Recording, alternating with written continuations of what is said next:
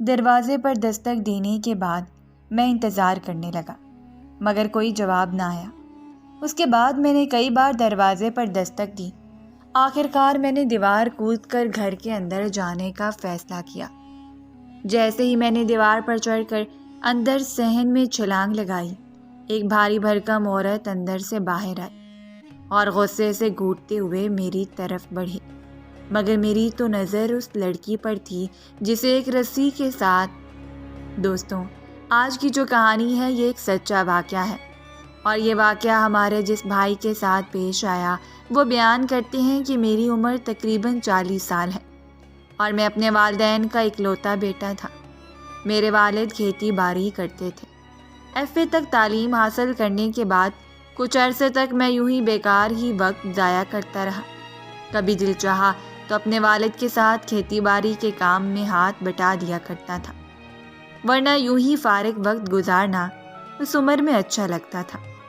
کچھ عرصے تک تو یوں ہی موج مستی میں وقت گزارتا رہا، لیکن جیسے جیسے عمر بڑھ رہی تھی، شادی کی عمر قریب آ رہی تھی، والدین کو میری اس لاپرواہ طبیعت سے الجھن محسوس ہو رہی تھی۔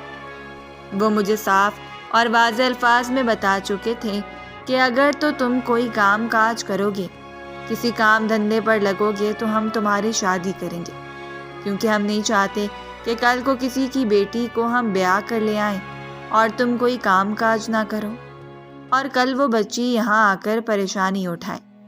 اس لیے بہتر ہے کہ پہلے کوئی کام دھندا شروع کرو، یا پھر اپنے والد کے ساتھ کھیتی باڑی میں ہاتھ بٹایا کرو۔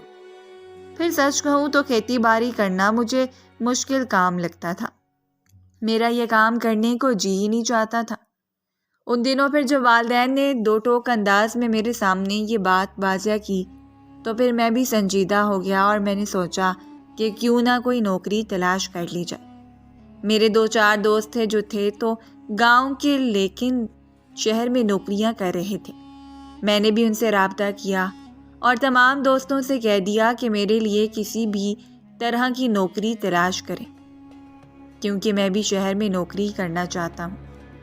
خیر، اس طرح کچھ ماہ کی کوششوں کے بعد مجھے ایک نوکری مل گئی، اور یہ نوکری مجھے 1122 میں ملی تھی۔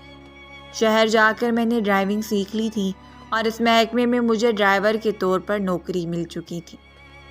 نوکری تو اس وقت اسی محکمے میں اور بھی تھی، لیکن اس کے لیے پہلے ٹریننگ کی ضرورت تھی، لہٰذا میں نے اس وقت ڈرائیونگ کی نوکری کو ترجیح دی اور یہ کام شروع کر دیا۔ یہ واقعہ جو میں آپ کے سامنے بیان کر رہا ہوں یہ آج سے تقریباً 6 سال قبل کا ہے، اور اس وقت اتنی مہنگائی نہیں تھی۔ میری تنخواہ 20,000 تھی، اور یہ 20,000 بھی کافی لگتا تھا۔ خیر، وقت یوں ہی گزرتا رہا۔ جب مجھے نوکری کرتے ہوئے تقریباً 6 ماہ گزر چکے تھے تو میرے والدین نے میری شادی کرنے کی ٹھانی اور رشتہ دیکھنے کا آغاز ہوا۔ تقریباً 2 سے 3 ماہ کے اندر یہ کام بھی مکمل ہوا، اور شہناز کو میرے نام کی انگوٹھی پہنا دی گئی، اور پھر 3 ماہ کے اندر میں، میرے والدین اور ہم ہمارے عزیز و اقارب کے ساتھ جا کر شہناز کو سادگی سے بیاہ کر اپنی دلہن بنا کر اپنے گھر لے آیا۔ شہناز میری زندگی میں شامل ہو چکی تھی۔ میں روزانہ اپنی ڈیوٹی پر جانے کے لیے صبح 7 بجے ہی ناشتہ کرنے کے بعد گاؤں سے نکل کر پکی سڑک پر، جہاں سے شہر جانے کے لیے مختلف سواریاں مل جاتی تھیں، وہاں سے بس پکڑتا اور شہر پہنچ جاتا۔ یہاں سے تقریباً آدھے پونے گھنٹے میں میں شہر پہنچ جایا کرتا تھا۔ وہاں سارا دن اپنی ڈیوٹی سر انجام دیتا، اور شام کو 5 بجے جب آف ہو جاتا تو پھر اسی طرح بس پکڑتا اور دوبارہ اپنے گاؤں پہنچ جاتا۔ یہ میری روز کی روٹین تھی۔ جیسا کہ میں نے شروع میں بتایا کہ میں اپنے والدین کی اکلوتی اولاد ہوں، میرا اور کوئی بہن یا بھائی نہیں ہے، لہٰذا اس وقت ہم گھر میں 4 افراد ہی تھے، میں، میری بیوی اور میرے والدین۔ میرے والد اس وقت بھی کھیتی باڑی کا کام کر رہے تھے، اور میں اپنی یہ نوکری سر انجام دے رہا تھا۔ گھر کا اچھا گزر بسر ہو رہا تھا، زندگی نہایت اطمینان اور سکون سے گزر رہی تھی۔ زندگی میں کسی چیز کی کوئی کمی نہیں تھی، سوائے ایک کے، میری شادی کو تقریباً 1 سال گزر چکا تھا، لیکن اب تک میں اولاد کی نعمت سے محروم تھا۔ گو کہ ابھی وقت کم ہی ہوا تھا، مگر جیسے جیسے وقت گزرتا جا رہا تھا دل میں ایک پریشانی اور انجانا سا خوف جگہ بناتا جا رہا تھا۔ بہت طرح کی سوچیں ذہن میں گردش کرتی تھیں۔ کبھی کبھی یہ خیال بری طرح ستانے لگتا تھا کہ کیا کبھی اللہ تعالیٰ مجھے اولاد کی نعمت سے نوازے گا؟ کہیں یہ کمی ہمیشہ کمی تو نہیں رہ جائے گی؟ کہیں میں بے اولاد تو نہیں رہ جاؤں گا؟ اور اسی دوران جب میں اپنی بیوی کے چہرے پر نظر دوڑاتا، جو بڑے خشوع و خضوع کے ساتھ نماز پڑھتی اور اللہ تعالیٰ سے گر گرا کر اولاد کے لیے دعا مانگا کرتی تھی، اور میں ہمیشہ اس کی دعاؤں کی قبولیت کی دعا مانگا کرتا تھا، اور سب سے زیادہ فکر مجھے اپنے ماں باپ کی تھی، کیونکہ میں ان کا اکلوتا بیٹا تھا تو انہیں میری اولاد دیکھنے کی شدید خواہش تھی۔ ماں اکثر کہا کرتی تھی کہ ساری عمر سے یہ آنگن سونا ہے، ایک ہی بیٹا تھا اور اب ایک ہی خواہش ہے کہ اللہ تعالیٰ جلد اس آنگن کو بھر دے، میرے بچوں کے بچے صحن میں کلکاریاں ماریں، یہاں بچے دوڑتے پھریں کھیلیں کودیں تو میرے دل کو سکون آئے، یہ دیکھ کر کہ میرے بچے کا آنگن آباد ہو چکا ہے۔ مگر نہ جانے کیوں مجھے خوف سا محسوس ہوتا تھا کہ کہیں میرے ماں باپ کی یہ خواہش ہی نہ رہ جائے، اور پھر اسی طرح خاموشی سے وقت گزرتا جا رہا تھا۔ گزرتے وقت کے ساتھ ساتھ یہ بے چینی بڑھتی جا رہی تھی، میرے اور شہناز کے دل میں بھی بے چینی تھی، مگر ہم اسے ظاہر نہیں کرتے تھے، لیکن میری ماں اس بے چینی کو چھپا ہی نہیں پاتی تھی۔ گزرتے وقت کے ساتھ ساتھ اس کی پریشانی بڑھ رہی تھی، اور بڑھتی پریشانی میں وہ بار بار اس بات کا تذکرہ کرتی تھی۔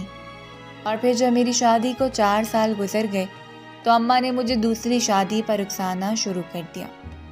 وہ اب اٹھتے بیٹھتے مجھے اصرار کیا کرتی تھی کہ میں دوسری شادی کر لوں، ہو سکتا ہے اللہ دوسری بیوی سے مجھے اولاد کی نعمت عطا کر دے، اور میری ہمیشہ یہی کوشش ہوتی تھی کہ میں اماں کے سامنے ہی نہ جاؤں، کم سے کم اماں سے سامنا ہو، کیونکہ جیسے ہی میں اماں کے پاس بیٹھتا تھا انہیں تو جیسے ایک ہی موضوع ملا ہوا تھا بات کرنے کے لیے، اور پھر جب کبھی میں ان کے سامنے بیٹھ ہی جاتا تو باتوں کا رخ ہمیشہ ارد گرد ہی رکھا کرتا تھا، مگر اماں کھینچ تان کر بات کو میری اولاد تک لے ہی آتی تھی۔ اور پھر جب اماں کا اصرار حد سے زیادہ بڑھنے لگا تو ایک دن میں نے اماں کو صاف لفظوں میں بتایا اور سمجھایا بھی۔ میں نے کہا، دیکھو اماں، تم شہناز کی طرف دیکھ رہی ہو، یہ کس کی بیٹی ہے نا، یہ بھی کسی کے جگر کا ٹکڑا ہے، میں دوسری شادی کروں گا، اس پر سوتن لاؤں گا تو سوچو اس کے دل پہ کیا گزرے گی، اور خود ہی سوچو اگر اللہ نے میرے نصیب میں اولاد لکھی ہوئی تو مجھے شہناز سے دے دے گا، اور دیکھو شہناز میں کس چیز کی کمی ہے، خوبصورت ہے، تم دونوں کو ماں باپ کی طرح سمجھتی ہے، ادب و آداب کا خیال رکھتی ہے، آج تک ہمیں سے کوئی شکایت نہیں ہوئی، اور ڈاکٹر کو بھی میں دکھا چکا ہوں، ڈاکٹروں کے مطابق بھی نہ تو شہناز کے وجود میں کسی چیز کی کمی ہے اور نہ ہی اللہ تعالیٰ نے میرے وجود میں کوئی کمی رکھی ہے، تو پھر اس کا کیا مطلب ہے اماں؟ اس کا مطلب یہی ہے کہ دیر خدا کے گھر میں ہے، بس تم یہ دعا کرو کہ یہ دیر ہو اندھیر نہ ہو۔ میرے اس طرح 2 ٹک بات کرنے پر اماں نے میری بات کا کچھ برا منایا، چند دن وہ خاموش سی رہی، میں جانتا تھا کہ انہیں میرا اس طرح 2 ٹوک جواب دینا پسند نہیں آیا، مگر میں کیا کروں، مجھے شہناز کا احساس بھی تھا، میں اس کا دل نہیں دکھانا چاہتا تھا۔ خیر میں ٹالتا رہا، وقت دھیرے دھیرے صبح شام کر کے یوں ہی گزرتا رہا، اور دیکھتے ہی دیکھتے میری شادی کو 10 سال کا طویل عرصہ گزر گیا، اور ان 10 سالوں میں اماں ابا میری اولاد کو دیکھنے کی خواہش دل میں لیے اس دنیا سے رخصت ہو چکے تھے۔ خیر اماں ابا کے رخصت ہو جانے کے بعد میں نے اپنے گاؤں کا مکان بیچ دیا، زمین کو ٹھیکے پر دیا، اور خود اپنی بیوی شہناز کے ساتھ شہر کا رخ کیا، کیونکہ اب گاؤں میں میرا دل نہیں لگتا تھا۔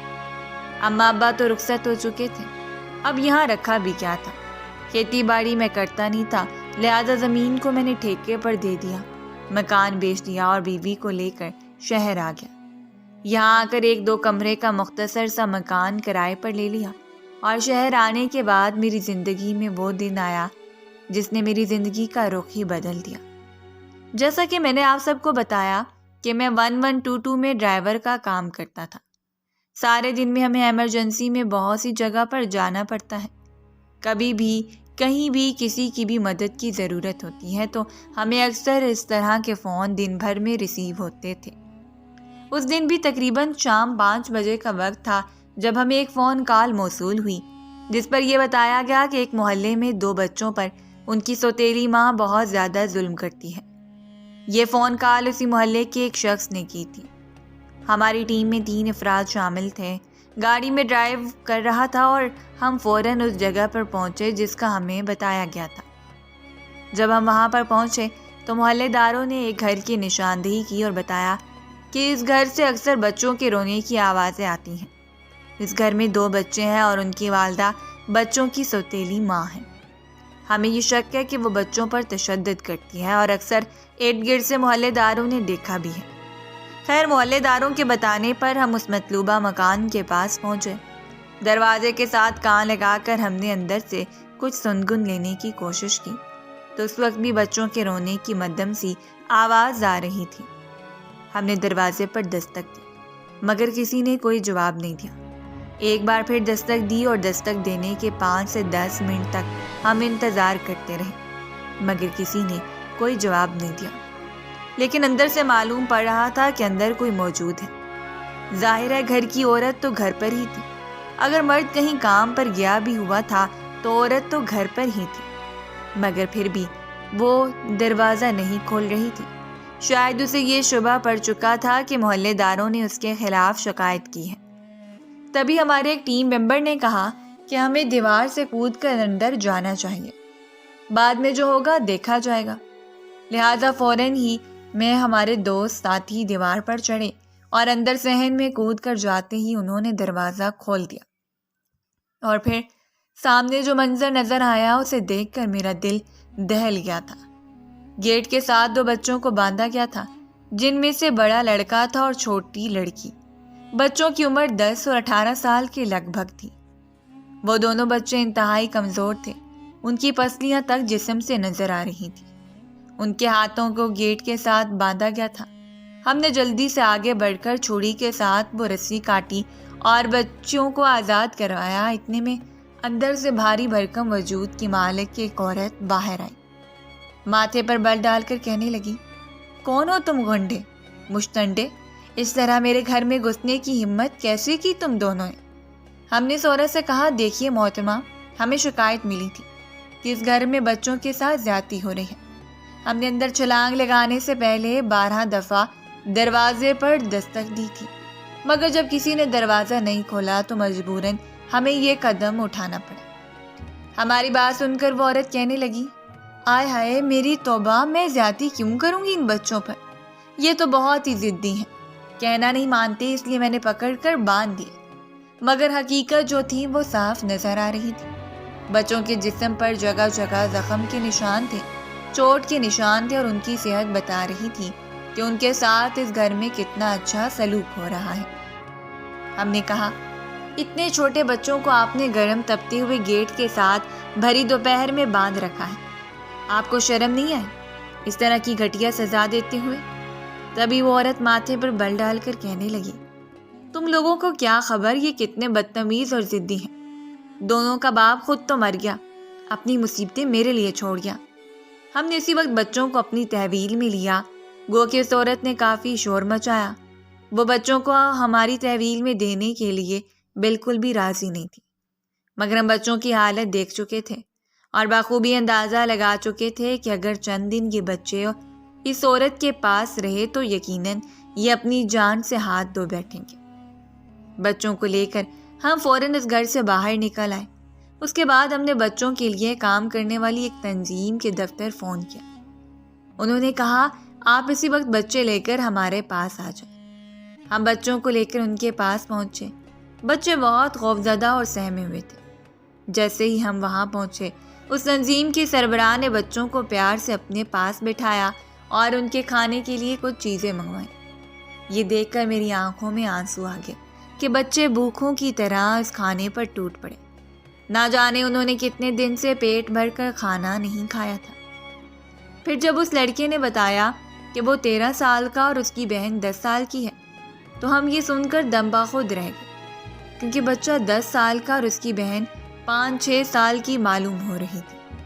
اس کی وجہ یہی تھی کہ بچوں کو ناکافی خوراک دی جاتی تھی، جس وجہ سے وہ اپنی عمر سے بہت چھوٹے دکھائی دیتے تھے۔ بچوں نے بتایا کہ ان کے والد دبئی میں کام کاج کے سلسلے میں مقیم تھے، مگر 2 سال پہلے ان کے والد کا انتقال ہو گیا اور یہ عورت ان کی سوتیلی ماں تھی۔ لڑکے نے بتایا کہ باپ کی وفات سے قبل ان پر اتنے برے دن نہیں تھے، مگر جیسے ہی ان کے باپ نے آنکھیں بند کر لی، وہ گھر ان کے لیے جیسے جہنم بن چکا تھا۔ وہ عورت نہ تو انہیں پیٹ بھر کر کھانے کو دیتی تھی اور چھوٹی چھوٹی بات پر کڑی سے کڑی سزا دیتی تھی۔ زیادہ تر وہ دوپہر کے وقت بچوں کو ننگے بدن لوہے کے گیٹ کے ساتھ باندھ دیتی۔ گیٹ کے ساتھ لگنے کی وجہ سے دونوں کی کمر پر جلنے کے نشانات بنے ہوئے تھے۔ میرا دل اس دن بہت زیادہ بوجھل تھا۔ اس دن گھر لوٹنے کے بعد بھی کسی چیز میں میرا دل نہیں لگ رہا تھا، حتیٰ کہ میں نے کھانا کھانے سے بھی انکار کر دیا۔ میری بیوی شہناز میرے پاس آئی اور کہنے لگی، کیا بات ہے؟ تم اتنے پریشان اور دل گرفتار کیوں ہو؟ میں نے اسے دوپہر کا تمام واقعہ سنایا تو اس کی آنکھوں میں بھی آنسو جھلک آئے۔ تو اچانک اس نے ایک ایسی بات کہی جسے سن کر میں حیران رہ گیا۔ وہ کہنے لگی، محسن، کیا ایسا نہیں ہو سکتا کہ ہم ان بچوں کو گود لے لیں؟ اس کے منہ سے یہ بات سن کر میں حیرانگی سے اس کی طرف دیکھتا رہ گیا اور سوچنے لگا کہ میرے ذہن میں یہ خیال کیوں نہیں آیا۔ اگلے ہی دن میں اس تنظیم کے دفتر پہنچ گیا اور میں نے وہاں کے سربراہ سے بات کی تو وہ میری بات سن کر خوش ہو گئے اور کہنے لگے کہ اس سے اچھی بات اور کیا ہو سکتی ہے۔ اگر آپ ان بچوں کو گھر کا ماحول دیں گے، ماں باپ کا پیار دیں گے تو ہمارے لیے بہت خوشی کی بات ہے۔ پھر تقریباً 1 ہفتے تک تمام ضروری کارروائی اور کاغذی کارروائی مکمل کرنے کے بعد میں اور شہناز ان دونوں بچوں کو اپنے گھر لے آئے۔ شروع میں تو بچے سہمے ہوئے، خوفزدہ اور خاموش رہتے تھے، ہر وقت بس کمرے میں گھسے رہتے تھے، نہ ہی ہم دونوں سے کوئی بات چیت کرتے تھے۔ مگر پھر آہستہ آہستہ شہناز کی محبت اور میری شفقت نے بچوں کے دل جیت لیے۔ چند ہفتوں کی پیار اور توجہ کے بعد ہی ان کا بچوں نے مجھے اور شہناز کو ماں باپ کا درجہ دے دیا تھا۔ میں نے اپنے دونوں بچوں کو اسکول میں داخل کروا دی۔ اب زندگی بہت حسین ہو چکی تھی۔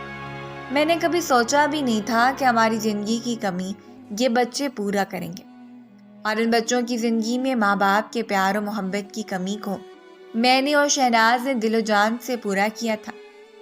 آج اس واقعے کو 3 سال بیت چکے ہیں۔ اب ہمارا آنگن سونا نہیں ہے۔ ہمارے آنگن میں بھی بچوں کے کہکے گونجتی ہیں۔ ان کی شرارتیں دیکھ دیکھ کر ہم بھی مسکراتے ہیں۔